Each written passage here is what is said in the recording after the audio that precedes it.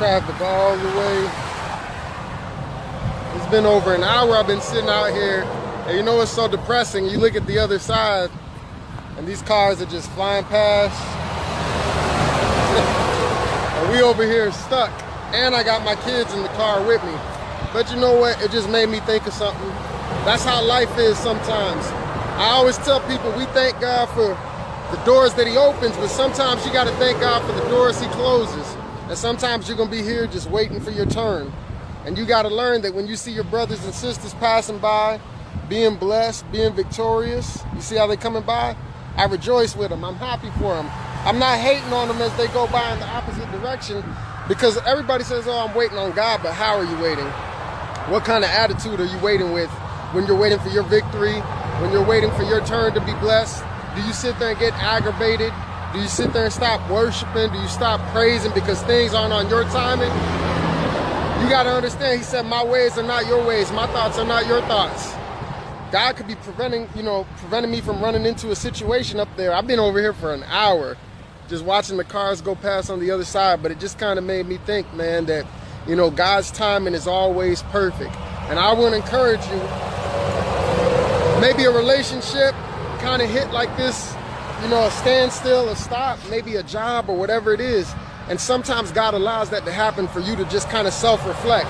It's kind of like me doing this live video. I'm sitting here now because I've been here so long. I say, hey, let me do something productive with my time. But it's the same thing with you. Maybe something's not working in your life, and we're quick to want to say, oh, it's the devil, start rebuking the devil. But sometimes God allows you to be at a standstill because he's trying to teach you something about yourself. He's trying to show you something about yourself. And once you learn that, he'll clear your path for you. Because sometimes your gifts and your drive will take you places your character won't keep you. So there's things that God is trying to change about you. Remember, God gave Joseph the vision, but then he put Joseph in the pit, and he put Joseph in the prison. So Joseph was kind of sitting here, how I am in all this traffic, just waiting like, man, God, I thought you told me we was going in this direction, you know, but now I'm stuck here. But the thing is, while Joseph was in the pit and he was in the prison, God was working on him. God was preparing him for his future, for his calling. And if he didn't go through the pit process and the prison process, Joseph would never become what God was calling him to become. So don't get upset when things don't happen on your timing, and don't even get discouraged because you might just be delayed but not denied. Sometimes just because you hit a slow season, you know, maybe one season you're flying like this. Check it out. You see how these cars flying past? It's easy to praise. It's easy to worship. It just seems like everything is going smooth. And then some seasons you're going to hit a season like this, and it's not going to be as smooth, and you're going to have to learn to be a little bit more patient. Sometimes God allows you to be in a situation like this just to work your patience. Why?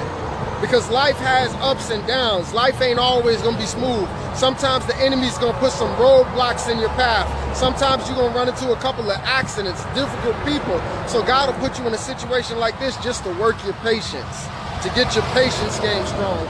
Sometimes getting in a situation like this allows the fruits of the Spirit to be more active in your life, right? Because you're sitting there and you don't have a choice but to trust God. You don't have a choice but to wait. So a lot of people say, oh, I'm waiting on God, but how are you waiting? What kind of attitude are you waiting with? Can you sit here in this traffic jam of life, in this traffic jam of your relationship, and the traffic jam of your finances, and still give God the praise and still give God the worship? I know you want everything just to flow like this, right? You just want the finances to flow in. You just want the blessings to flow in. But God is saying, no, sometimes he's going to give it to you the slow route so you can learn to appreciate what you have, right? Because you had to fight for it, because you had to wait for it, because you had to press for it, because you've been waiting for that husband so long, that wife so long. Now you appreciate it. But some of us, we never learned the lesson. Look, they got this little barrier right here for your protection. And some of you get impatient and you say, no, I'm going to make a U-turn right here. I'm going to bust through the barrier. And you just keep jumping in relationship after relationship, situation after situation, trying to fix things on your own. And so you're going in the opposite direction. What God has for you is this way.